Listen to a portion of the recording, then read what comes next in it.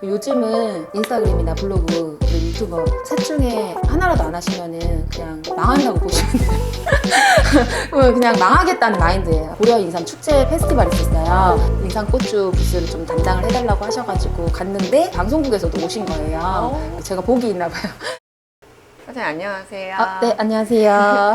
간단하게 자기소개 좀 부탁드릴게요. 저는 한국식 파티새로 7년 정도 떡과 디저트를 만들고 있는 문스타 케이크와 월성다가 대표 이지민이라고 합니다. 사장님 오늘은 어떤 거 하시는 거세요? 간단하게 컵살기 떡 찔 거고요. 데코로 꽃을 만들어서 올릴 거예요. 찜기에 물 올려놓은 상태입니다. 요즘에 네. 빵집 카페가 굉장히 많은데 한국식 디저트를 할 생각을 하셨어요? 제가 고등학생 때부터 베이킹을 좋아했었어요. 취미 활동을 하다가 어느 날 앙금플라워 떡 케이크를 만드는 공방을 보게 된 거예요. 깜짝 놀랐어요. 떡으로 이렇게 예쁘게 꽃을 만들어서 이런 케이크가 있다니 너무 지금 충격이었거든요. 보자마자 당장 이거를 해야겠다. 그때는 이렇게 창업을 해서 판매를 한다는 건 꿈에도 그냥 한 번도 생각을 해보지도 않았고, 배우면서 보니까 집에서 가르치면서 수익화가 될 수 있겠더라고요. 그때부터 조금 생각을 했던 것 같아요. 빵보다 떡이 아이들 소화도 잘 되고 좋으니까 우리 애들 백설기 쪄주고 엄마 아빠 생신 때나 시어머니 생신 때 해드리면 좋겠다 해서 시작을 한 게, 하다 보니까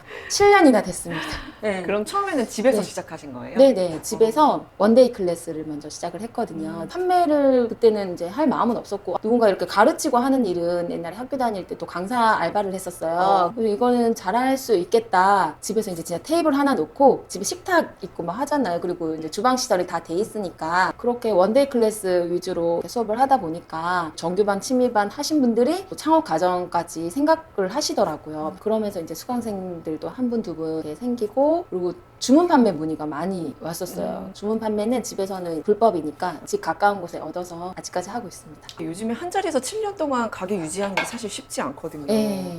뭐 어려운 점은 따로 없으셨어요? 떡 만들면서 운 적도 많고요. 링거 투혼 한 적도 많고, 그냥 취미였던 일을 사업으로 한 케이스다 보니까 처음에는 그냥 했어요. 주문이 들어오면은 받고, 주문이 많이 들어오면은 밤을 새고, 이런 식으로 하다 보니까 나중에는 아프더라고요. 이렇게 하면은 오래 못 가겠다 생각을 하고, 주문 판매 목적도 있지만 내 작업실로 하고 싶은 거 하고 그런 공간으로도 꿈을 꾸면서 이렇게 나온 케이스였기 때문에 그게 이제 항상 갈증이 있는 거예요. 머릿속에 떠돌아다니는 것들 정리해서 이걸 만들고 좀 더 업그레이드를 해서 이렇게 내야 되는데, 계속 이렇게 주문에 치여서 주문 판매 위주로만 이렇게 하다 보니까 어느 날 현타가 오는 거예요. 이렇게 하면은 안 되겠다. 그때부터 마인드부터 좀 바뀌었던 것 같아요. 좀 더 똑똑하게 운영을 해야겠구나. 공부를 좀 더 해야겠다 생각을 해서, 작년 같은 경우에는 공중병과 연구원이라고 이 떡이랑 한가 배우는 과정이 있거든요. 쭉 1년 코스도 공부를 하고 마케팅적인 거나 이제 이런 것들은 더 많이 공부해야 되는 거를 알게 됐어요. 그래서 7년 됐습니다, 이 자리에서. 떡 만들 때도 네. 정확한 계량이 중요해요? 네, 물 수분량이랑 설탕량은 굉장히 중요한데, 수분이 많으면 진떡이 되고 수분이 또 너무 없으면은 퍽퍽하고 부서지는 떡이 되거든요. 그래서 계량은 필수예요. 그래서 누구나 하실 수 있습니다.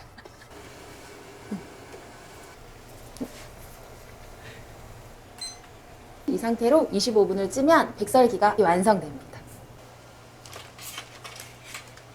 사장님 여기 네. 인테리어 되게 네. 멋있는데 혹시 그래요? 여기 네. 창업할 때 비용은 어느 정도 들었어요? 보증금 1,000만 원에 집기 넣고 하는데 700만 원으로 시작했어요. 인테리어는 도배랑 그냥 이거 등 달고 이거밖에 안 했었어요. 정말 좁게 그렇게 시작을 했다가 제가 3년 전에 확장 공사를 했어요. 옆에 한 4평 정도까지 해서 그래도 10평이거든요. 지금 이 공간이 꽉꽉 채워 넣어가지고 지금 그렇게 했습니다. 강의 나가신다고 하셨는데 어떻게 나가게 되셨어요? 보통 블로그나 인스타그램 보시고 강의 제안이 들어오는 편인데 95%가 저는 블로그 통해서 기관이나 단체 수업 많이 들어왔었고, 그럼 강의하고 싶으면 블로그를 열심히 하는 게 좋겠네요. 첫 시작이 블로그였어요. 돈이 없으니까 해봐야지 하고 했는데 할 수 있는 게 네이버 블로그밖에 없더라고요. 그래서 글을 썼죠.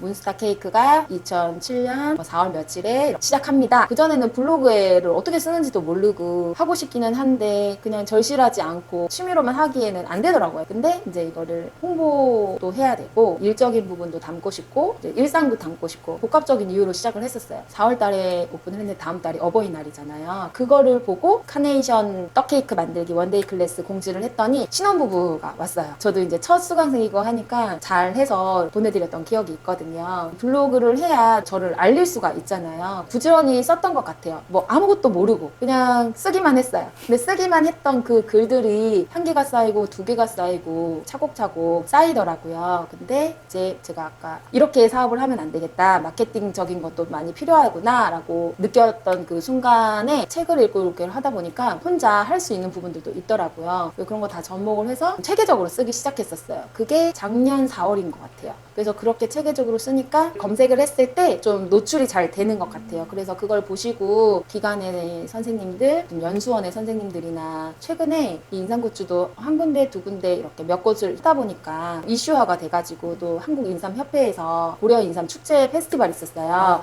인삼고추 부스를 좀 담당을 해달라고 하셔가지고 갔는데 방송국에서도 오신 거예요. 제가 복이 있나 봐요. 그렇게 해서 외부 강의가 많아졌어요.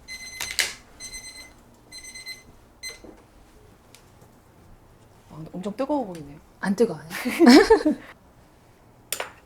이 상태로 먹어도 맛있을 것 같으네요. 네. 백설기라 사실 케이크보다 이게 먹기가 좋거든요. 떡케이크 위에 올라가는 꽃들은 사장님이 직접 디자인을 생각하시는 거예요? 처음에 배운 거에서부터 제 스타일로 맞춰서 가게 되는 것 같아요. 이 플라워도 보면은 공식적인 요소가 있기는 한데 오셔서 배우실 때 공식은 1번, 2번, 3번, 4번 이렇게 다 누구나 똑같이 적용을 할 수가 있는데 자기 스타일에 맞게끔 조정을 해가면 된다라고 말씀을 드리거든요. 본인 스타일에 맞춰서 하는 게 제일 좋을 것 같아요.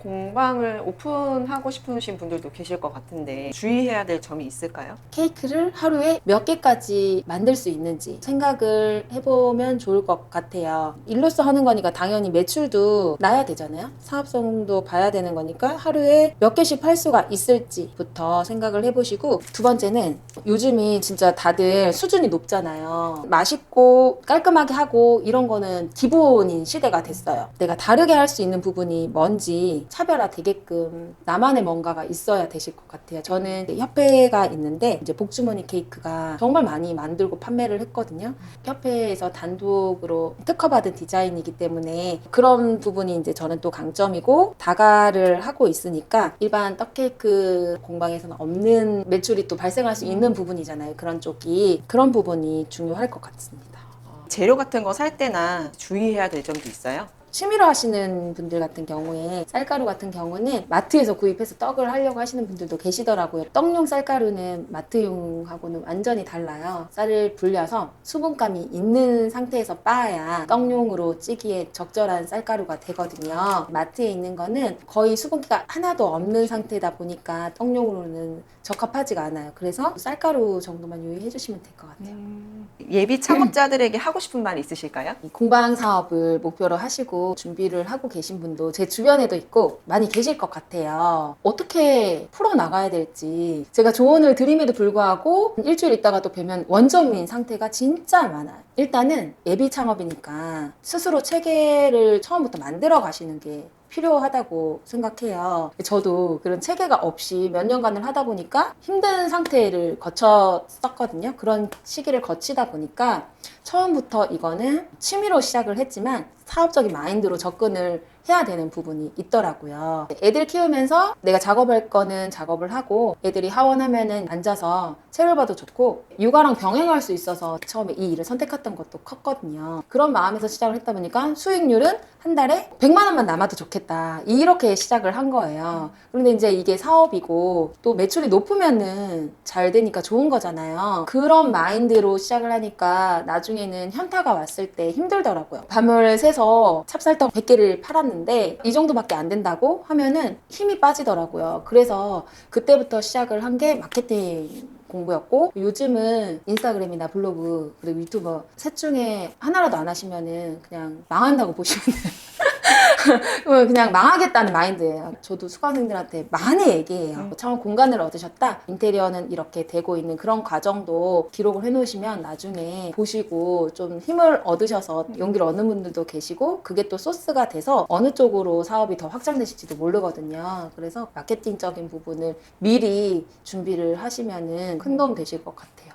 그럼 사장님 마지막으로 네. 목표가 혹시 있으시다면 어떤 네. 게 있을까요? 공부를 좀 더 많이 하고 싶어요. 그래서 내년에는 대학원을 생각을 하고 있거든요. 대학원 공부를 하면 강의 폭이 더 넓어질 것 같아요. 그리고 월성다가 제 브랜드 만들었는데 온라인으로 정착을 시키는 게 목표고 내년에는 좀 더 체계화된 월성다가가 됐으면 좋겠어요. 그런 계획을 갖고 있습니다. 네. 사장님 목표 네. 이루시기를 제가 네. 언제나 저희도 멀리서 응원 꼭 하고 있을게요. 네.